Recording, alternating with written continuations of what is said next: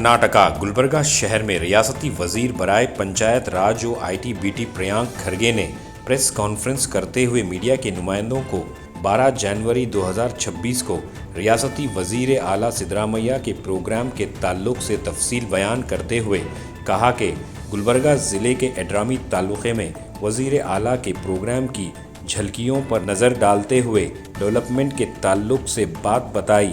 प्रियांक खरगे ने मनरेगा स्कीम के नाम को बदलने को लेकर मीडिया के नुमाइंदों से सवालात का जवाब देते हुए कहा कि मरकज़ी हुकूमत ने जो जी राम जी स्कीम बनाई है उसमें सीता राम नहीं बल्कि नथुराम हैं, ये बात कही। प्रियांक खरगे के इस प्रेस कॉन्फ्रेंस प्रोग्राम में गुलबर्गा साउथ MLA अल्लम प्रभु पाटिल, जवर्गी MLA अजय धर्म सिंह, चेयरमैन KKRDB भी मौजूद थे। रियासती वजीर आला सिद्धरामैया के साथ All India Congress Committee president Mallikarjun Kharge, deputy chief minister DK Shivakumar के आने की बात कही।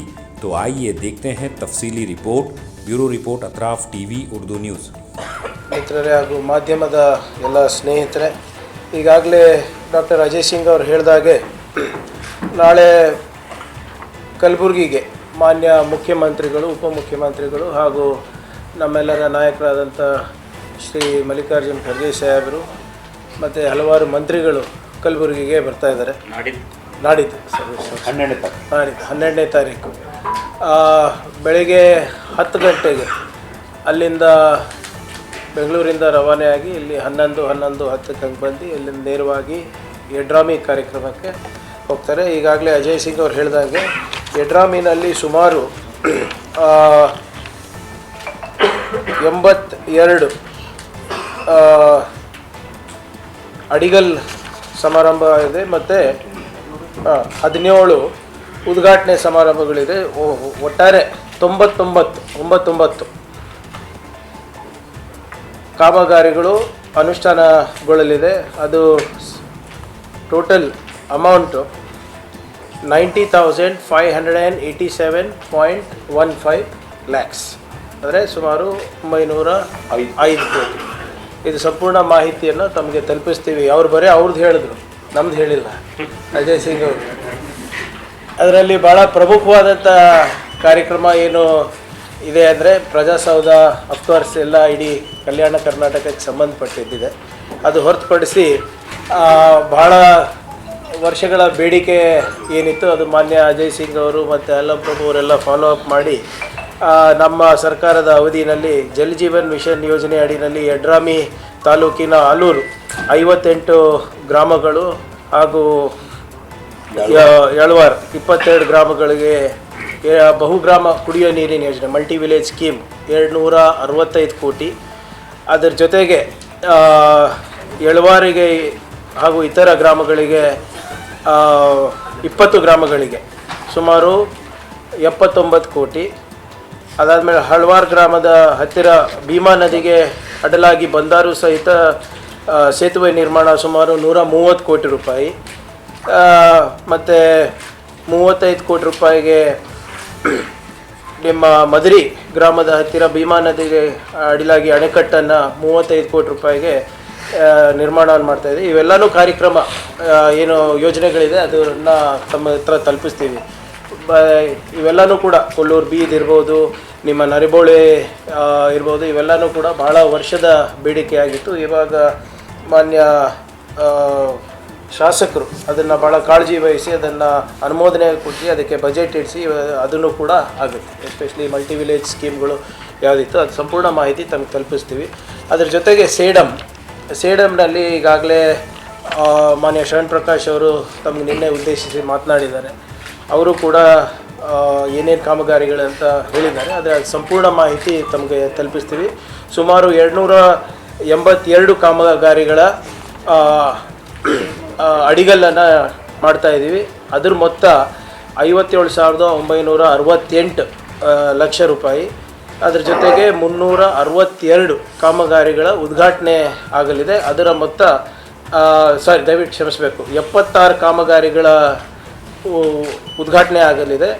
ಅದರ ಮೊತ್ತ 11,035 76 ವರ್ಕ್ಸ್ 11,035 ಲ್ಯಾಕ್ಸ್. ಇದು ಇನಾಗ್ರೇಷನ್ನು. ಸೊ ಒಟ್ಟಾರೆ ಇನಾಗ್ರೇಷನ್ನು ಮತ್ತು ಅಡಿಗಲ್ ಸೇರಿ 368 ಕಾಮಗಾರಿಗಳು ಸುಮಾರು 690 ಕೋಟಿ ರೂಪಾಯಿ ವೆಚ್ಚದಲ್ಲಿ ನಿರ್ವಹಿಸಲಿದೆ. ಅದರಲ್ಲಿ ಪ್ರಮುಖ ಕಾಮಗಾರಿಗಳಂದರೆ ನಮ್ಮ ಸೇಡಂ ತಾಲೂಕಿನ ಬರಪೀಡಿತ ಪ್ರದೇಶಗಳಲ್ಲಿ ಕಾಚೂರು ಗ್ರಾಮ ಸಾಕಷ್ಟು ದಿನದಿಂದ ಬಳಲ್ತಾ ಇತ್ತು. ಅಲ್ಲಿ ಏತ ನೀರಾವರಿ ಯೋಜನೆಗೆ ಈಗ 82.5 ಕೋಟಿ ಮಾಡಿದ್ದೇವೆ. ಅದರ ಜೊತೆಗೆ ಬೀರ್ನಳ್ಳಿ ಗ್ರಾಮದಲ್ಲೂ ಕೂಡ ಏತ ನೀರಾವರಿ ಸುಮಾರು 90 ಕೋಟಿಗೆ ನಾವು ಪ್ರಸ್ತಾವವನ್ನು ಸಲ್ಲಿಸಿ ಅದನ್ನು ಕೂಡ ಅನುಮೋದನೆ ಆಗಿ ಅದನ್ನು ಕೂಡ ಅಡಿಗಲ್ಲನ್ನು ಮಾಡ್ತಾಯಿದ್ವಿ. ಮತ್ತು ಎಡ್ಡಳ್ಳಿ ಗ್ರಾಮದಲ್ಲಿ ನೀರಾವರಿಗೋಸ್ಕರ ಸುಮಾರು 67.3 ಕೋಟಿ ರೂಪಾಯಿಯನ್ನು ನಾವು ಕೊಟ್ಟಿದ್ದೀವಿ. ತರನಹಳ್ಳಿನಲ್ಲಿ 82.9 ಕೋಟಿ ವೆಚ್ಚದಲ್ಲಿ ನಾವು ನೀರಾವರಿ ಕಾಮಗಾರಿಗಳನ್ನು ಸೌಲಭ್ಯಗಳನ್ನು ಕಲ್ಪಿಸೋಕ್ಕೆ ನಾವು ಮಾಡ್ತಾಯಿದ್ದೀವಿ. ಹೀಗೆ ಹಲವಾರು ನಿಮ್ಮ PWDಯಿಂದ ಇರ್ಬೋದು, ನಿಮ್ಮ Maharashtra border to Andarki cross, Gadikeshava to Kodrambalpalli, ಇವೆಲ್ಲವೂ ಸಾಕಷ್ಟು ವಿವರವಾಗಿದೆ. ಇದೆಲ್ಲನೂ ಪ್ರಮುಖ ಕಾಮಗಾರಿಗಳನ್ನು ತಮಗೆ ತಲುಪಿಸ್ತೀವಿ. ಒಟ್ಟಾರೆ ಸೇಡಮ್ಮು ಮತ್ತು ಜೇವರ್ಗಿನಲ್ಲಿ 12ನೇ ತಾರೀಕು ನಮ್ಮ ನಾಯಕರುಗಳೆಲ್ಲರೂ ಸೇರಿ ಸುಮಾರು 374 ಕಾಮಗಾರಿಗಳಿಗೆ ಅಡಿಗಲ್ಲನ್ನು ಹಾಕ್ತಾ ಇದ್ದಾರೆ. 83 ಕಾಮಗಾರಿಗಳ ಉದ್ಘಾಟನೆ ಇದೆ. ಒಟ್ಟಾರೆ 467 ಕಾಮಗಾರಿಗಳಿಗೆ ಸುಮಾರು 15,991.1 ಲಕ್ಷ ವೆಚ್ಚ ಆಗ್ತಾ ಇದೆ. ಆಲ್ಮೋಸ್ಟ್ 1,595 ಕ್ರೋರ್ಸ್ ವರ್ಕ್ ಇದು ಆಗ್ತಾಯಿದೆ. ನಮ್ಮ ಚಿತ್ತಾಪುರ ಕೂಡ ಇತ್ತು ಈ ಲಿಸ್ಟಲ್ಲಿ, ಆದರೆ ಮೊದಲನೇದಾಗಿ ಯಡ್ರಾಮಿ ಚಿತ್ತಾಪುರ ಇತ್ತು. ಆದರೆ 3 ಕಷ್ಟ ಆಗುತ್ತೆ ಅಂದ್ಬಿಟ್ಟು ಮತ್ತು ಸೇಡಂನಲ್ಲಿ ನೀರಾವರಿ ಪ್ರಾಜೆಕ್ಟ್ಸ್ ಇರೋದ್ರಿಂದ ಎಲ್ಲನೂ ಕೊಡ್ತೀವಿ sir. Total 1,595 crores including Yadrami and Sedam, Jagargi ಮತಕ್ಷೇತ್ರ ಮತ್ತು ಸೇಡಂ ಇವೆಲ್ಲ ಕಾಮಗಾರಿಗಳ ಲಿಸ್ಟು ಕೊಟ್ಬಿಡ್ತೀವಿ ತಮಗೆ. ಸೊ ಇದು ಮೊದಲನೇದಾಗಿ. ಎರಡನೇದಾಗಿ ಭಾಳ ಪ್ರಮುಖವಾದಂಥ ಒಂದು ಪತ್ರಿಕಾ ಪ್ರಕಟಣೆಗಳು ಇದನ್ನು ಕೂಡ ತಮಗೆ ಸಂಪೂರ್ಣ ಮಾಹಿತಿ ನಾವು ತಲುಪಿಸ್ತೀವಿ.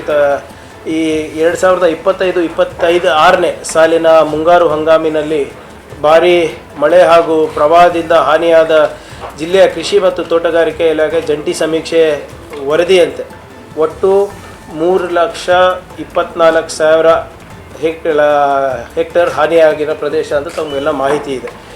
ಈಗಾಗಲೇ ಅದರ ಪೈಕಿ ಒಟ್ಟು 3,23,318 ರೈತರಿಗೆ ಪರಿಹಾರ ಆಗಲೇ ನೀಡಲಾಗಿದೆ.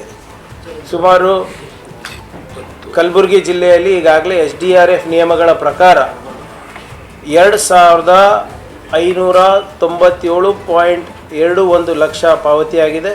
ಮತ್ತು ಕಲಬುರಗಿ ಜಿಲ್ಲೆಗೆ ದೊರಕಿರುವ ರಾಜ್ಯ ಸರ್ಕಾರ ಘೋಷಿಸಿದ ಹೆಚ್ಚುವರಿ ಇನ್ಪುಟ್ ಸಬ್ಸಿಡಿ, ಇಲ್ಲೇ ಮಾನ್ಯ ಮುಖ್ಯಮಂತ್ರಿಗಳು ಬಂದು ಪ್ರತಿ ಹೆಕ್ಟರಿಗೆ 8,500 ಅನ್ನು ಘೋಷಣೆ ಮಾಡಿದರು.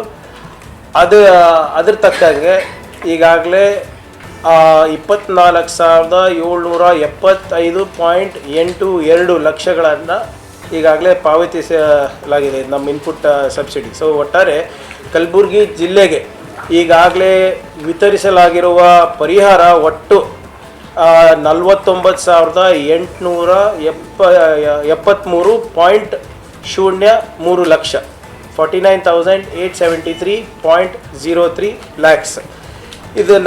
ಅದನ್ನು ಕೂಡ ಸಂಪೂರ್ಣ ಮಾಹಿತಿ ತಮಗೆ ನಾವು ಒದಗಿಸ್ತೀವಿ. ಮತ್ತು ವಿಶೇಷವಾಗಿ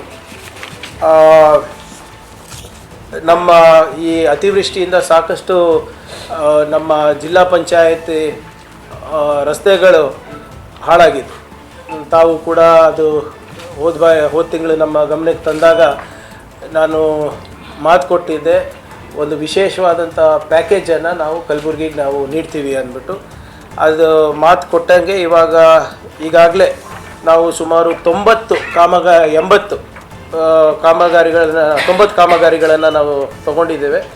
ಸುಮಾರು 88.8 ಕ್ರೋರ್ಸ್ ಅಫ್ಜಲ್ಪುರು, ಆಳಂದು, ಚಿಂಚೋಳಿ, ಚಿತ್ತಾಪುರ್, ಜೇವರ್ಗಿ, ಕಲಬುರ್ಗಿ ಸೌತ್, ಕಲಬುರ್ಗಿ ರೂರಲ್, ಚಿತ್ತಾಪುರ ಎಲ್ಲ ಕಾನ್ಸ್ಟಿಟ್ಯೂನ್ಸಿಗಳಿಗೆ ಕೂಡ ನಮ್ಮ ಜಿಲ್ಲೆಯಲ್ಲಿ ಬರುವಂಥ ಎಲ್ಲ ಕಾನ್ಸ್ಟಿಟ್ಯೂನ್ಸಿಗಳಿಗೆ ಕೂಡ ಒಂದು ವಿಶೇಷವಾದಂಥ ಅನುದಾನ RDPR ಇಂದ ಅರೌಂಡ್ 88.8 ಕ್ರೋರ್ಸನ್ನು ಬೇಸ್ಡ್ ಪ್ಯೂರ್ಲಿ ಆನ್ ಎಲ್ಲಿ ಹಾನಿಯಾಗಿದೆ ಅಂದ್ಬಿಟ್ಟು ನಾವು CEO ಗಳಿಂದ ನಮ್ಮ ಇಂಜಿನಿಯರ್ಗಳಿಂದ ತೊಗೊಂಡು ಎಲ್ಲ ಶಾಸಕರ ಜೊತೆ ಕನ್ಸಲ್ಟ್ ಮಾಡಿ ಅವರ ಅನಿಸಿಕೆ ಏನಿದೆ ಮತ್ತು ಸಾರ್ವಜನಿಕರ ಅನಿಸಿಕೆ ಏನಿದೆ ಅಂತ ಪಡೆದು ಇದನ್ನು ನಾವು ಸ್ಯಾಂಕ್ಷನ್ ಮಾಡಿದ್ದೀವಿ. ಇದು ಟೆಂಡರ್ ಸ್ಟೇಜ್ನಲ್ಲಿದೆ. ಬಹುಶಃ ಇನ್ನು 1 ತಿಂಗಳ ಒಳಗಡೆ ಇದು ಟೆಂಡರ್ ಆಗಿ ಈ ಕಾಮಗಾರಿಗಳನ್ನು ಕೂಡ ನಾವು ಚಾಲನೆಯನ್ನು ನಾವು ನೀಡ್ತೀವಿ.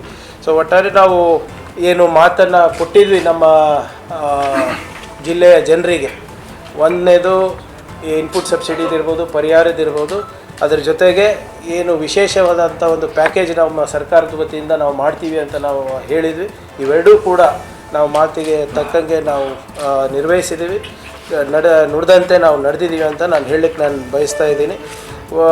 ಅದರದ್ದು ಇವು 3 ವಿಷಯ ಹೊರತಾಗಿ ನಾಳೆ ತಮಗೆ ಗೊತ್ತಿರೋಗೆ ಭಾಳ ಒಂದು ಪ್ರಮುಖವಾದಂಥ ಬೇಡಿಕೆ ಈ ಭಾಗದ ನಮ್ಮ ಯುವಕರು ಇತ್ತು. ಒಂದು IAS, KAS ಕಾಂಪಿಟೇಟಿವ್ ಎಕ್ಸಾಮ್ಸ್ ಇಲ್ಲೇ ಒಂದು ಕೇಂದ್ರ ಆಗಬೇಕು ಅಂತ 2 ವರ್ಷದ ಹಿಂದೆ ನಾನು ನಮ್ಮ ರಿಪಬ್ಲಿಕ್ ಡೇ ಭಾಷಣದಲ್ಲಿ ಕೂಡ ನಾನು ಹೇಳಿದ್ದೆ ನಾವು ಮಾಡ್ತೀವಿ ಅಂತ. 2 ವರ್ಷ ಆದ ನಂತರ ಅದಕ್ಕೂ ಕೂಡ ಇವತ್ತು ನಾಳೆ ಚಾಲನೆ ನೀಡ್ತಾ ಇದ್ದೀವಿ. ಸುಮಾರು 500 ಜನ ಈಗಾಗಲೇ ಅದಕ್ಕೆ KEA ಮುಖಾಂತರ ನಾವು ಸೆಲೆಕ್ಟ್ ಮಾಡಿದ್ದೀವಿ. ಇನ್ನೂ 500 ಜನಕ್ಕೂ ಕೂಡ ಅವಕಾಶ ಇದೆ. ಅದನ್ನು ಕೂಡ ನಾವು ಈಗ ಟ್ರಯಲ್ ಮಾಡಿದ್ಮೇಲೆ ಇನ್ನೂ 500 ಜನ ಹೇಗೆ ತೊಗೊಳೋದಂತಲೂ ಕೂಡ ಅದು ಮಾಡ್ತೀವಿ. ಅದು ಕೂಡ ನಾಳೆ ಟೀಚಿಂಗ್ ಸ್ಟಾಫ್ ಏನೋ ವ್ಯವಸ್ಥೆ tender. Yes sir, it is only by tender. ಎಲ್ಲರೂ ಬಂದಿದ್ದರು. ಕೆಲವು ಮಾನದಂಡಗಳು, ನಮ್ಮ ಜನ ಹೋಗಿ ಹೈದರಾಬಾದಿಗೆ ಹೋಗಬಾರ್ದು, ಬೆಂಗಳೂರಿಗೆ ಹೋಗಬಾರ್ದು, ಧಾರವಾಡಿಗೆ ಹೋಗಬಾರ್ದು, ಡೆಲ್ಲಿಗೆ ಹೋಗಬಾರ್ದು ಅಂದ್ಬಿಟ್ಟು ಟೆಂಡರ್ ಪಾರ್ಟಿಸಿಪೇಷನಲ್ಲಿ ಇನ್ಸೈಟು ಮತ್ತು ವಾಜಿರಾಮ್ಸು ಎಲ್ಲರೂ ಪಾರ್ಟಿಸಿಪೇಟ್ ಮಾಡಿದ್ರು. ಅವ್ರದ್ದಾದಂಥ ಕೆಲವು ಅಧಿಕಾರಿಗಳನ್ನೇ ಕೂಡಿಸಿ ಅದು ಯಾವ ಮಾನದಂಡ ನೋಡ್ಕೊಂಡು ನಮ್ಮ ಭಾಗ ಜನರಿಗೆ ಯಾವ್ದು ಸೂಟ್ ಆಗುತ್ತೆ ಅದನ್ನು ಮಾಡ್ತಾಯಿದ್ವಿ. ಇದ್ರ ಹೊರತುಪಡಿಸಿ ಅಲ್ಲೇ ಲ್ಯಾಂಗ್ವೇಜ್ ಲ್ಯಾಬ್ ಕೂಡ ನಾವು ಸೆಟಪ್ ಮಾಡ್ತಾಯಿದ್ವಿ. ಕಮ್ಯುನಿಕೇಷನ್, ಇಂಗ್ಲೀಷ್ ಕಮ್ಯುನಿಕೇಷನಿಗೆ ಮತ್ತು ಸೋಷಿಯಲ್ ಕೋಶೆಂಟು, ಇಂಟೆಲಿಜೆನ್ಸ್ ಕೋಶೆಂಟು, ಇಮೋಷನಲ್ ಕೋಶೆಂಟ್ಗಳನ್ನು ಕೂಡ ಬೆಳೆಸಲಿಕ್ಕೆ ಅಲ್ಲೇ ಮಾಡ್ತಾಯಿದ್ವಿ. ಅದರದ್ದು ಕೂಡ ನಾಳೆ ಉದ್ಘಾಟನೆ ಇದೆ. ಅದಕ್ಕೆ ಸುಮಾರು 30 ಕೋಟಿ ರೂಪಾಯಿ ಖರ್ಚಾಗಿದೆ.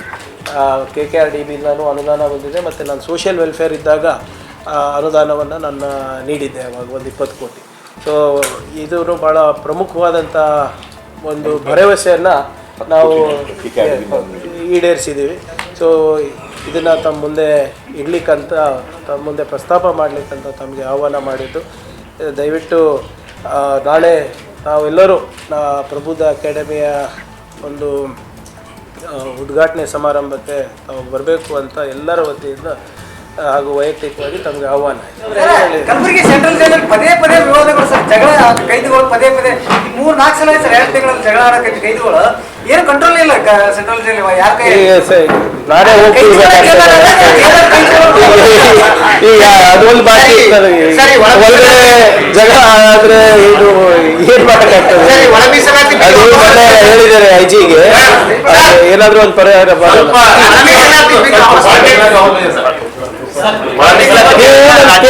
ಬೈತಾ ಇದ್ರೆ ಅರ್ಥ ಆಗ್ತಾ ಇಲ್ಲ ನಮಗೆ. ಬಿಲ್ ವಾಪಸ್ ಬಂದಿದೆ ಸರ್, ಅದಕ್ಕೆ ರಾಜ್ಯ ಸರ್ಕಾರನೇ ಹಲವಾರು ಬಿಲ್ಗಳು ಮಾನ್ಯ ರಾಜ್ಯಪಾಲರು ಇಟ್ಕೊಂಡಿದ್ದಾರೆ, ಇನ್ನ ಕೆಲವರು ವಾಪಸ್ ಕಳಿಸಿದ್ದಾರೆ. ಅಂಥದ್ದು ಏನಾದರೂ ಅವರಿಗೆ ಕ್ಲಾರಿಫಿಕೇಶನ್ ಬೇಕಿದ್ರೆ ಸರ್ಕಾರ ಕೊಡುತ್ತೆ. ಆದರೆ ರಾಜಕೀಯ ದುರುದ್ದೇಶದಿಂದ ಈ ವಾಪಸ್ ಮಾಡೋದು, ಕ್ಲಾರಿಫಿಕೇಶನ್ ಕೊಡೋದು, ಇಟ್ಕೊಳ್ಳೋದು, ರಾಷ್ಟ್ರಪತಿ ಕಳಿಸೋದು ಸರಿಯಲ್ಲ. ಯಾಕಂದ್ರೆ ವಿರುದ್ಧವಾಗಿ ಬಿಲ್ ಇದೆ ಅಂತ ಹೇಳ್ತಿದ್ದಾರೆ ಸರ್ ಚಲವಾದ್ ನಾರಾಯಣ ಸ್ವಾಮಿ. ಯಾವುದು ಇದೆ ಒಳ ಮೀಸಲಾತಿ ಬಿಲ್ಲು ಸುಪ್ರೀಂ ಕೋರ್ಟ್ ಆಶಯದ ವಿರುದ್ಧ ಇದೆ, ಹೀಗಾಗಿ ರಾಜ್ಯಪಾಲರು ರಿಜೆಕ್ಟ್ ಮಾಡಿದ್ದಾರೆ. ಇಲ್ರಿ, ಒಳ ಮೀಸಲಾತಿ ಮಾಡ್ಬೋದು ಅಂತ ಮೋದಿ ಅವರು ಹೇಳಿದ್ರೆ ಮಾಸ್ಟರ್ ಸ್ಟ್ರೋಕಾ? ಸುಪ್ರೀಂ ಕೋರ್ಟ್ ಅವ್ರ ಆದೇಶ ತಾನೇ ಪಾಲನೆ ಮಾಡಿರೋದು ನಾವು. ಸುಪ್ರೀಂ ಕೋರ್ಟ್ ಅವ್ರು ಏನು ಹೇಳಿರೋದು, ಒಳ ಮೀಸಲಾತಿ ಏನಿದೆ ಸಬ್ಜೆಕ್ಟ್ ಅದು ಕೇಂದ್ರದಲ್ಲ, ರಾಜ್ಯ ಅವರೇ ಮಾಡ್ಕೋಬಹುದು. ಅದರ ಆಧಾರದ ಮೇಲೆ ನಾವು ಮಾಡಿದ್ದೀವಿ. ಹಿಂದೆ ಏನೋ ಮಾಡ್ಬೋದಾಗಿತ್ತು ನಾವು, ಆದರೆ ಏನೋ ಅದು ಸೆಂಟ್ರಲ್ ಸಬ್ಜೆಕ್ಟ್ ಇದೆ ಅಂತ ಮಾಡೋಕ್ಕಾಗಿರಲಿಲ್ಲ. ಮತ್ತೆ ಈ ಎಲ್ಲ ಬಿಜೆಪಿ ನಾಯಕರು ಕೌನ್ಸಿಲ್ನಲ್ಲಿ ಮತ್ತೆ ಅಸೆಂಬ್ಲಿನಲ್ಲಿ ಬಹಳ ಚೆನ್ನಾಗಿದೆ, ದೊಡ್ಡದಾಗಿ ಹಿಂಗಾಗಬೇಕಾಗಿತ್ತು ಅಂತ ಹೇಳಿದ್ರು, ಯಾರು ವಿರೋಧ ಮಾಡಿಲ್ಲ. ಯಾಕೆ ಇದೆ ಬಿಲ್ ಬಂದಾಗ, ಚರ್ಚೆಗೆ ಬಂದಾಗ ಯಾಕೆ ಯಾರು ವಿರೋಧ ಮಾಡಿಲ್ಲ? ಇಂಟರ್ನಲ್ ರಿಸರ್ವೇಶನ್ ಆಗಬಾರ್ದು ಅಂತ. ಮತ್ತೆ ಇವ್ರು ಯಾಕೆ ಮಾಧುಸ್ವಾಮಿ ಸಮಿತಿ ಕೂಡಿಸಿದ್ರು ಹೇಳ್ಬೇಕಲ್ಲ. ಮಾಡ್ಲೇಬೇಕು, ಈಗಾಗಲೇ ದಾಟಿದೆ ಸರ್. 10% ಕೊಟ್ಟಾದ ತಕ್ಷಣ ದಾಟಿತ್ತಲ್ಲ ಅಲ್ಲಿ EWS. ಅವಾಗ ಯಾರು ಏನಂದಿಲ್ಲ ಬಿಜೆಪಿಯವರು. ಇವ್ರು ನೋಡಿ, ಇವ್ರು ಮೀಸಲಾತಿಯನ್ನ ಮುಗಿಸ್ಬೇಕಂತಾನೆ ತಾನೇ ಇವ್ರು ಇರೋದು. ರಾಮ ಜೋಯ್ಸ್ ಅವ್ರು ಯಾರ್ರಿ? ರಾಮ ಜೋಯ್ಸ್ ಅವರು ರಾಜ್ಯಸಭಾ ಮೆಂಬರ್ ಇದ್ರು ಬಿಜೆಪಿಯಿಂದ. ಸುಪ್ರೀಂ ಕೋರ್ಟ್ಗೆ ಅರ್ಜಿ ಹಾಕಿಲ್ವಾ? ಅರ್ಬನ್ ಲೋಕಲ್ ಬಾಡಿ ಎಲೆಕ್ಷನ್ಸ್, ಪಂಚಾಯತ್ನಲ್ಲೆಲ್ಲ ಮೀಸಲಾತಿ ಇರಬಾರ್ದು ಅಂತ. ಅವಾಗೆಲ್ಲ ಹೋಗಿತ್ತು ಇವ್ರದ್ದು ಪ್ರೀತಿ SC/ST ಮೇಲೆ. ಸುಮ್ಮನೆ ಇವ್ರು ಮಾತಾಡ್ತಾರೆ ಇವರು. ಈಗ ನಿಮ್ಮ RSS ಅವರು ಮೀಸಲಾತಿ ಪರವಾಗಿದ್ದಾರಾ? ಪಬ್ಲಿಕ್ ಸೆಕ್ಟರ್ ಯೂನಿಟ್ಸ್ನಲ್ಲಿ ಮೀಸಲಾತಿ ಕೊಡ್ತಾ ಇದ್ದಾರಾ? ಸಂಪೂರ್ಣವಾಗಿ ನಿರ್ಣಾಮ ಮಾಡ್ತಾ ಇದ್ದಾರೆ. ಹೈಯರ್ ಎಜುಕೇಷನ್ನಲ್ಲಿ ಈ ವೆಮುಲಾ ಆ್ಯಕ್ಟ್ ತಗೊಂಡು ಬರಬೇಕು ಅಂತ ಸೆಂಟ್ರಲ್ ಗೌರ್ಮೆಂಟ್ ಅವರು ಹೇಳಿದ್ರಲ್ಲ, ಮಾಡ್ತೀನಂತ. ಏನೋ ಒಂದು ಏನಾಯ್ತು? ಎಲ್ಲನೂ ನಾವೇ ಮಾಡಬೇಕು. ಸಾಮಾಜಿಕ ಜವಾಬ್ದಾರಿ ನಮ್ಮದು, ಆರ್ಥಿಕ ಜವಾಬ್ದಾರಿ ನಮ್ಮದು. ಮೋದಿ ಅವರು ಬರೀ ಮನ್ ಕಿ ಬಾತ್ ಹೇಳಕ್ಕಿದಾರ? Governance does not come to him. Administration, social justice, economic equality, enforcing the constitutional values in the society ಅವ್ರಿಗೆ ಬರಲ್ವಾ ಮೋದಿ ಅವರಿಗೆ? ಎಲ್ಲ ನಾವೇ ಮಾಡ್ಬೇಕಾ?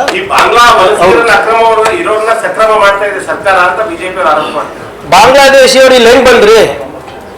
ಬಾಂಗ್ಲಾದೇಶಿಯಿಂದ ತಮಿಳುನಾಡು, ಆಂಧ್ರ ಪ್ರದೇಶ ಅಥವಾ ಮಹಾರಾಷ್ಟ್ರ ಬಾರ್ಡರ್ ತರ ಇದೆಯಾ? ಇಂಟರ್ನ್ಯಾಷನಲ್ ಬಾರ್ಡರ್ ತಾನೇ. ಇಂಟರ್ನ್ಯಾಷನಲ್ ಬಾರ್ಡರ್ ಅನ್ನ ಕಾಯೋ ಜವಾಬ್ದಾರಿ ಯಾರ್ದು? ಪರಮೇಶ್ವರ್ ಸಾಹೇಬ್ರದ, ಸಿದ್ದರಾಮಯ್ಯ ಸಾಹೇಬ್ರದ? ಅಮಿತ್ ಶಾ ಅವ್ರು ಏನ್ ಮಾಡ್ತಾರೆ? ಅಮಿತ್ ಶಾ ಅವ್ರಿಗೆ ಇಂಟ್ರೆಸ್ಟ್ ಇರೋದು ರಾಜ್ಯ ಸರ್ಕಾರ ಬೀಳ್ಸೋದಿಕ್ಕಷ್ಟೇ. ಈಗ what is mister Amit Shah doing? ಈಗ ಒಬ್ಬ ಬಾಂಗ್ಲಾದೇಶಿ ಇರ್ಬೋದು, ಒಬ್ಬ ಪಾಕಿಸ್ತಾನದಿಂದ ಏನು ಭಯೋತ್ಪಾದಕ ಬರ್ಬೇಕಿದ್ರೆ ಎಲ್ಲ BJP ರೂಲ್ ಸ್ಟೇಟ್ಸ್ ಇಂದಾನೇ ಬರ್ಬೇಕಲ್ಲ. ಆ ಕಡೆ ನಿಮ್ಮ ಅಸ್ಸಾಂ ಬಾರ್ಡರ್ ಇಂದ ಬರಬೇಕು. ಅಲ್ಲಿ ಯಾರ ಗಡಿ ಕಾಯ್ಬೇಕಪ್ಪ? ಅಲ್ಲೂ ನಾವೇ ಗಡಿ ಕಾಯ್ಬೇಕಾ? ಹೆಂಗ್ ಬರ್ತಾ ಇದೆ ಹೇಳಿ? ಈಗ ಆಧಾರ್ ಕಾರ್ಡ್ಗಳು ಮಾಡಿಸ್ಕೊಂಡಿದ್ದಾರಲ್ಲ, ಇಲ್ಲಿ ಹೆಂಗ್ ಬರ್ತಾ ಇದ್ದಾರೆ? ಇಲ್ಲಿ ನಾವಿದ್ದಾಗ ಸುಮಾರು 1 ಲಕ್ಷಕ್ಕಿಂತ ಹೆಚ್ಚು ಬಾಂಗ್ಲಾದೇಶಿಗಳಿಗೆ ವಾಪಸ್ ಕಳಿಸಿದ್ವಿ. ಈ ಸರ್ಕಾರ 11 ವರ್ಷದಲ್ಲಿ 7,000 ಕಳಿಸಿಲ್ಲ. ಇವರು ಹೋಮ್ ಮಿನಿಸ್ಟರ್ ಅಮಿತ್ ಶಾ ಅವರು ಬಿಹಾರ್ ಎಲೆಕ್ಷನ್, ಮಧ್ಯಪ್ರದೇಶ ಎಲೆಕ್ಷನ್, ತಮಿಳುನಾಡು ಹೋಗಿ ಕರ್ನಾಟಕಕ್ಕೆ ಬಂದು ಏನಂತ ಭಾಷಣ ಮಾಡ್ತಾರೆ? ಬಾಂಗ್ಲಾದೇಶಿಗಳು ಬಂದಿದ್ದಾರೆ ಅಂದ್ರೆ, ಅರೆ ಹೆಂಗ್ ಬರ್ತಾ ಇದ್ದಾರೆ? ಅದೇನ ಅವ್ರ ಜವಾಬ್ದಾರಿನ ನಮ್ಮ ಜವಾಬ್ದಾರಿನ? ಅತ್ಯಂತ ಅಸಮರ್ಥ ಗೃಹ ಸಚಿವರು ಅಮಿತ್ ಶಾ ಅವರು ಇರೋದು ಬರೇ ಹೆದರ್ಸಕ್ಕೆ, ಬೆದರ್ಸಕ್ಕೆ, IT ED ಯೂಸ್ ಮಾಡಿಬಿಟ್ಟು ಸರ್ಕಾರಗಳನ್ನ ಬೀಳ್ಸಕ್ ಮಾತ್ರ ಹೋಮ್ ಮಿನಿಸ್ಟರ್ ಅವರಿದ್ದಾರೆ. ಅದು ಬಿಟ್ರೆ ಬೇರೆ ಯಾವ ಕೆಲಸನೂ ಮಾಡಕ್ ತಯಾರಿಲ್ಲ.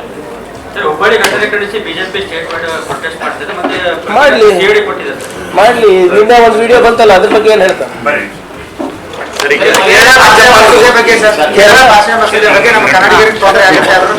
ಅದ್ರ ಬಗ್ಗೆ ಬಹಳ ಸ್ಪಷ್ಟವಾಗಿ ಮಾನ್ಯ ಮುಖ್ಯಮಂತ್ರಿಗಳು ಪತ್ರ ಬರೆದಿದ್ದಾರೆ. ಏನಾಗಿದೆ, ಆರೋ ಪ್ಲಾಂಟ್ಸ್ ಯಾವುದೇ ರೀತಿಯಾದಂತ ಒಂದು ನೀಲಿ ನಕ್ಷೆ ಇರಲಾರದೆ ಮಾಡಿಬಿಟ್ಟಿದ್ದಾರೆ. ಈಗ ಉದಾಹರಣೆಗೆ ಯಾವುದಕ್ಕೋ ಇಲ್ಲ, ಅವಾಗಿಂದಲ್ಲ, ಲಾಸ್ಟ್ ನಮ್ದು 2.5 ವರ್ಷದ ಬಿಟ್ಟು ಹೇಳ್ತಾ ಇದ್ದೀನಿ ನಾನು. 4.5 ವರ್ಷದಲ್ಲಿ ಈಗ ಯಾವುದೋ ಒಂದು CSR ರೆಸ್ಪಾನ್ಸಿಬಿಲಿಟಿನಲ್ಲಿ ಮಾಡಿಬಿಟ್ಟು ಅವರು ಪಂಚಾಯತಿಗೆ ಹ್ಯಾಂಡ್ ಓವರ್ ಮಾಡೋದು, ಅಥವಾ ನಾವು ನಮ್ಮ MLA ಲ್ಯಾಂಡಲ್ಲಿ ಕೊಟ್ಬಿಡೋದು. ಅದಕ್ಕೆ ಮೇಂಟೆನೆನ್ಸ್ಗೆ ನೀಲಿ ನಕ್ಷೆನೇ ಹಾಕಿರಲಿಲ್ಲ. ಈಗ ನಾವು ಬಂದಮೇಲೆ ಏನೋ ಎಲ್ಲ ಕಂಪನಿಗಳು ಇದೆ. ಯಾವುದು ನಿಮ್ಮ ಆಕ್ವಾಫಿನಾ ಇರ್ಬೋದು, ಕೆಂಟ್ ಇರ್ಬೋದು, ಈ ಕೋಕಾ ಕೋಲಾ ಅವ್ರದ್ದು ಒಂದು ಇದೆ, ಅವರು ಬಿಸ್ಲರಿ, ಎಲ್ಲರಿಗೂ ಕರೆದು ಮಾತಾಡ್ಸಿದ್ದೀನಿ. ಯಾರು ಕೂಡ ಮೇಂಟೆನೆನ್ಸ್ ಅಲಾಂಗ್ ವಿತ್ ಇದು ಎಲ್ಲ ಮೇಂಟೆನೆನ್ಸ್, ಆಪರೇಷನ್ ಆ್ಯಂಡ್ ಮೇಂಟೆನೆನ್ಸ್ ತೊಗೊಳಕ್ಕೆ ಜವಾಬ್ದಾರಿ ತಗೊಳ್ತಾ ಇಲ್ಲ. ಎಲ್ಲರೂ ಕೂಡ ಅವರ ಪ್ರಾಡಕ್ಟನ್ನು ಮಾರ್ಲಿಕ್ಕೆ ಮಾತ್ರ ಆಸಕ್ತಿ ತೋರಿಸ್ತಾ ಇದ್ದಾರೆ. ಅದಕ್ಕೆ ನಾವು ಅದನ್ನು ಹಾಲ್ಟ್ ಮಾಡಿದ್ದೀವಿ. ಇದನ್ನು ಒಂದು ಸಮರ್ಪಕವಾದಂಥ ಒಂದು ಏನು ನೀಲಿ ನಕ್ಷೆ ಇರಲಾರ್ದೆ ಇತ್ತಂದರೆ ಮತ್ತೆ ಅದೇ ಆಗುತ್ತೆ. ಈಗ ಮೊನ್ನೆ ಸದನದಲ್ಲೂ ಕೂಡ ಕೆಲವು ನಮ್ಮ ಶಾಸಕರು ಇದನ್ನು ಪಾಯಿಂಟ್ ಔಟ್ ಮಾಡಿದರು. ನಾನು ಟೈಮ್ ಕೇಳಿದ್ದೀನಿ, ನಮ್ಗೆ ಇನ್ನೂ ಒಂದು 3-4 ತಿಂಗಳು ಬರೀ ನೀಲಿ ನಕ್ಷೆ ಹಾಕಕ್ಕೆ ಬರುತ್ತೆ, ಬೇಕಾಗ್ತದೆ. ಕಳೆದ 1.5 ವರ್ಷದಿಂದ ಒಂದು ಪ್ರಯತ್ನ ನಡೆಸಿದ್ದೀನಿ, ಆದರೆ ಯಾರೂ ಕೂಡ ಮುಂದೆ ಬರ್ತಾ ಇಲ್ಲ. ಖಾಸಗಿ ಸಂಸ್ಥೆಗಳು ವಿತೌಟ್ ಆಪರೇಷನ್ ಆ್ಯಂಡ್ ಮೇಂಟೆನೆನ್ಸು ನಾವು ಆರೋ ಪ್ಲಾಂಟ್ಗಳು ಮಾಡೋಕ್ಕಾಗೋದಿಲ್ಲ. ಸೊ ಅದಕ್ಕೆ please give me some time. ಒಂದು ಬ್ಲೂ ಪ್ರಿಂಟ್ ರೆಡಿ ಮಾಡಿ, ಬರೀ ಆರೋ ಪ್ಲಾಂಟ್ ಸ್ಥಾಪನೆ ಅಲ್ಲ, ಅವ್ರು ಏನು ಮಾಡ್ತಾರೆ, ಈಗ ನಮ್ಮ ನಮ್ಮ ಮುತ್ಯ ಹೆಸರಲ್ಲೋ ತಂದೆ ಹೆಸರಲ್ಲೋ ಮಾಡಿಸ್ಬಿಡೋದು, ಗ್ರಾಮ ಪಂಚಾಯತ್ ಅವ್ರಿಗೆ ಕರ್ಸೋದು, ಫೋಟೋ ತೆಗೆಸ್ಕೊಂಡು ಹೋಗೋದು. 6 ತಿಂಗಳಾದ್ಮೇಲೆ ಆ ಮೆಂಬ್ರೇನ್ ಹೋಗುತ್ತೆ, ಫಿಲ್ಟ್ರೇಷನ್ ಪ್ರೊಸೆಸ್ ಹಾಳಾಗ್ತದೆ, ಅದಕ್ಕೆ ಒಂದು 5-6 ಸಾವಿರ ಬೇಕಾಗ್ತದೆ. ಪಂಚಾಯತ್ ಅವ್ರ ಆದ್ಯತೆ ಬೇರೆ ಇರುತ್ತೆ, ಸೊ ಅವರು ಮೇಂಟೆನೆನ್ಸ್ ಮಾಡ್ತಾ ಇಲ್ಲ. ಸರ್ ನಾವು ಮಾಡಿಲ್ಲ, ಅವರು ಯಾರೋ ಕೋಆಪರೇಟಿವ್ KMF ಅವ್ರು ಕೊಟ್ಟಿದ್ದು ನಮಗೆ, ಈ ಸಂಸ್ಥೆ ಮಾಡಿಕೊಟ್ಟಿದ್ದು, ಆ ಸಂಸ್ಥೆ ಮಾಡಿಕೊಟ್ಟಿದ್ದು ಅಂದ್ಬಿಟ್ಟು ಹೇಳ್ಬಿಟ್ಟು ಹೋಗ್ಲತ್ತಾರ. ಸೊ ಅದರಿಂದ we need some time, we are examining every project. ಆಮೇಲೆ ಬೇರೆ ಬೇರೆ ತಂತ್ರಜ್ಞಾನ ಕೂಡ ಬಂದಿದೆ ಈಗ ಕುಡಿಯೋ ನೀರಿಂದ, ಎಸ್ಪೆಷಲಿ ಬಯಾಲಜಿಕಲ್ಲು, ಕೆಮಿಕಲ್ ಕಂಟ್ಯಾಮಿನೇಷನ್ ಮತ್ತು ನೀರನ್ನು ಈಗ ಸಿ ವಾಟರ್ ಸೆಲೆನಿಟಿ ಬಗ್ಗೆ ಇರ್ಬೋದು ಅಥವಾ ಗಾಳಿಯಿಂದ ನೀರು ಮಾಡ್ತಾ ಇರೋದು, ಇವೆಲ್ಲನೂ ಕೂಡ ನಾವು ಒಂದು ವಾಟರ್ ಚಾಲೆಂಜ್ ಅಂದ್ಬಿಟ್ಟು ನಾವು ಒಂದು ಶೃಂಗ ಕೂಡ ಮಾಡಿ ಅದರಲ್ಲಿ 13 ಜನನ ನಾವು ಸೆಲೆಕ್ಟ್ ಮಾಡಿದ್ದೀವಿ. ಅದು ಪ್ರಾಯೋಗಿಕವಾಗಿ ಕೆಲವು ಕಡೆ ನಡೀತಾ ಇದೆ. ಅದೇನಾದರೂ ಸಕ್ಸಸ್ ಆದರೆ ಈ ಪ್ರಯೋಗಗಳನ್ನು ನಾವು ಅದನ್ನು ಸ್ಕೇಲಲ್ಲಿ ನಾವು ತಗೊಳ್ಳೋಕ್ಕೂ ತಯಾರಿದ್ದೇವೆ. ಅಧ್ಯಕ್ಷ ಇದು ಡ್ರಾಫ್ಟ್ ಬರ್ತಾ ಇದೆ, ನಮ್ಮ ಜಿಲ್ಲಾ ಅಧ್ಯಕ್ಷರ ಕಡೆಯಿಂದಾನೆ ನಾವು ಅಲ್ಲಿ ಅವ್ರಿಗೆ ಕೇಸ್ ಹಾಕ್ಸ್ತಾ ಇದ್ದೀವಿ. ಬಿಜೆಪಿ ಅವರು ಸುಳ್ಳು ಸುದ್ದಿಯನ್ನ ಹಬ್ಬಿಸ್ತಾ ಇದ್ದಾರೆ. ಅವರ ಒಂದು ಕಾರ್ಖಾನೆನೇ ಇದೆ ಇದು. ನಮಗೆ ನೋಡಿ, ಎಸ್ಪೆಷಲಿ ನನಗೆ ಅವರಿಗೆ ಉತ್ತರ ಕೊಡಕ್ ಆಗ್ತಾ ಇಲ್ಲ. ನಾನು ಕೇಳಿರುವಂತ ಪ್ರಶ್ನೆಗಳಿಗೆ ಅವ್ರ ಹತ್ರ ಉತ್ತರ ಇಲ್ಲ. ಅವ್ರ ಪಕ್ಷದ ಬಗ್ಗೆ ಆಗಿರ್ಬೋದು, ಅವ್ರ ಭ್ರಷ್ಟಾಚಾರದ ಬಗ್ಗೆ ಆಗಿರ್ಬೋದು, ಅಥವಾ RSS ಅವ್ರ ಬಗ್ಗೆ ಆಗಿರ್ಬೋದು. ಈಗ RSS ಅವ್ರಿಗೆ ತೋರಿಸ್ಬೇಕಲ್ಲ, ಅವರು ನಾವು ಇಲ್ಲ ಆಕ್ಟಿವ್ ಇದೀವಿ, ಪ್ರಿಯಾಂಕ್ ಖರ್ಗೆ ವಿರುದ್ಧ ಹೋರಾಟ ಮಾಡ್ತಾ ಇದ್ದೀವಿ, ಅದಕ್ಕೆ ಹಿಂಗೆ ಸುಳ್ಳು ಹಬ್ಬಿಸ್ತಾರೆ. ಪ್ರೂವ್ ಮಾಡಲಿ ನೋಡೋಣ. ರಾಜಕೀಯದ ನಿವೃತ್ತಿ ತಗೋತಾ ಅವ್ರ ಲೀಡರ್ಗಳು ಪ್ರೂವ್ ಮಾಡಿಬಿಡ್ಲಿ ಅವರು. ಈಗಾಗಲೇ ಈಗಾಗಲೇ ಮಾನ್ಯ ಮುಖ್ಯಮಂತ್ರಿಗಳು ನಮ್ಗೆ ಮಾಧ್ಯಮ ಸ್ನೇಹಿತರಿಗೆ ಎಲ್ಲರಿಗೂ ಹೇಳಿದ್ದಾರೆ. ಮೊದಲನೇದಾಗಿ ಒಂದು ಕ್ಯಾಬಿನೆಟ್ ರೆಸಲ್ಯೂಷನ್ ಅನ್ನ ಮಾಡಿ ನಾವು ಇದು ತಿರಸ್ಕಾರ ಮಾಡಿದ್ದೀವಿ. This is anti constitutional, this is against article 21 right to livelihood ವಿರುದ್ಧ ಇದೆ, ಆರ್ಟಿಕಲ್ 280, ಆರ್ಟಿಕಲ್ 258 ವಿರುದ್ಧವಾಗಿ ಇದನ್ನ ನೀವು ಮಾಡಿದೀವಿ ಅಂತ ಆಗಲೇ ಕ್ಯಾಬಿನೆಟ್ ರೆಸಲ್ಯೂಷನ್ ಅನ್ನ ಮೂವ್ ಮಾಡಿದ್ದೀವಿ. ಅದ್ರ ಜೊತೆಗೆ ಒಂದು ವಿಶೇಷವಾದಂಥ ಸಭೆ ಕೂಡ, ಅಧಿವೇಶನ ಕರಿಬೇಕು ಅಂತ ಕೂಡ ತೀರ್ಮಾನ ಆಗಿದೆ. 2 ದಿನದ್ದು ಚರ್ಚೆ ಮಾಡೋಣ. ಅವ್ರ ಬಗ್ಗೆ ಪ್ರತಿಪಾದನೆ, ಅದ್ರ ಬಗ್ಗೆ ಪ್ರತಿಪಾದನೆ ಮಾಡಲಿ, ನಾವು ಇದ್ರ ಬಗ್ಗೆ ಪ್ರತಿಪಾದನೆ ಮಾಡ್ತೀವಿ. ಅದ್ರ ಜೊತೆಗೆ ನಾವು ಕಾನೂನಾತ್ಮಕ ಹೋರಾಟ ಕೂಡ ನಮ್ಮ ಇಲಾಖೆಯಿಂದ ನಡೆಯಲಿದೆ.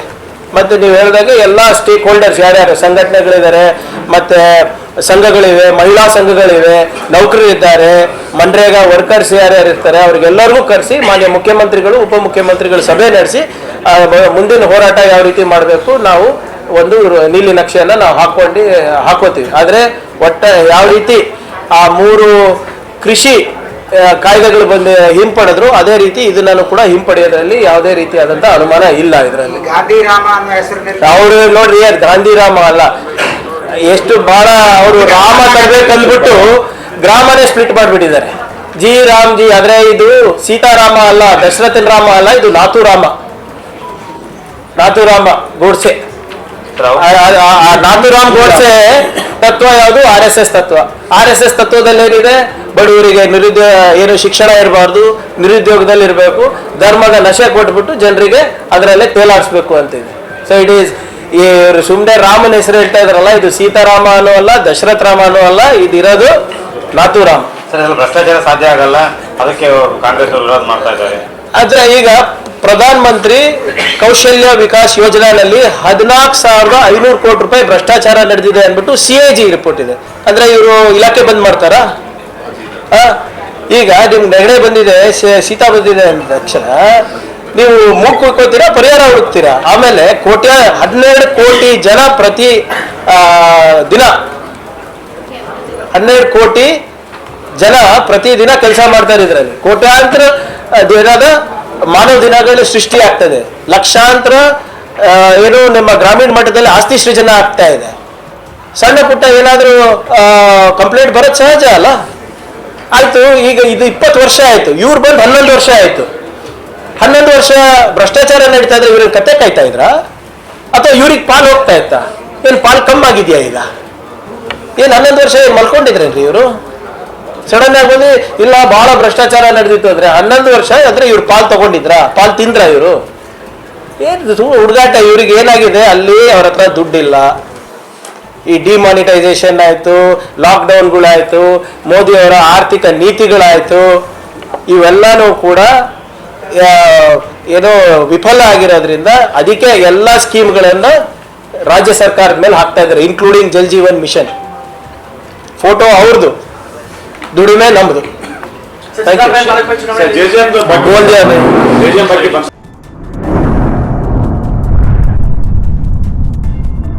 अतराफ टीवी, हर बात सच के साथ।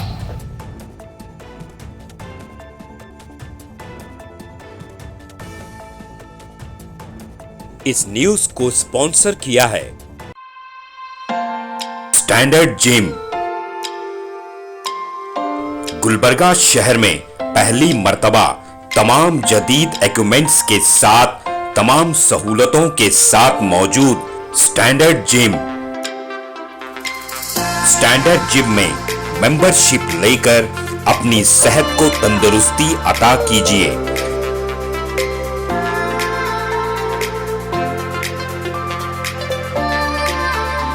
स्टैंडर्ड जिम में लेडीज और जेंट्स दोनों के लिए अलग अलग औकात में जिम ट्रेनिंग दी जाती है। बेहतरीन क्वालिफाइड जिम ट्रेनर्स के साथ अपनी सेहत को तंदुरुस्ती में तब्दील कीजिए।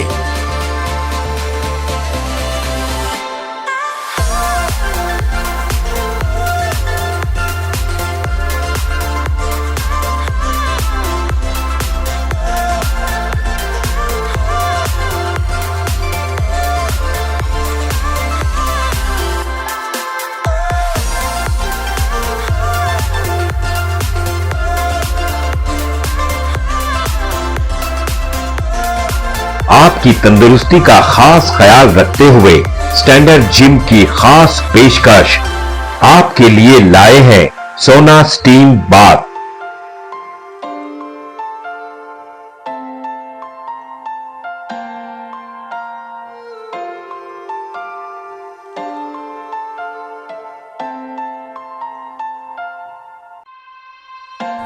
तफसीली मालूमात के लिए इस एड्रेस पे राब्ता करें। स्टैंडर्ड जिम, अपोजिट कन्नड़ा भवन, station main road, Gulbarga. Contact details 9916978635 7259428212।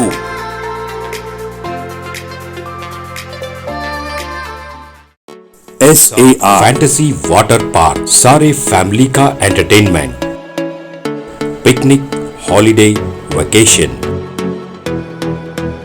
सबके लिए बेहतरीन वाटर पार्क। आप भी आइए, सबको लाइए। SAR fantasy water park.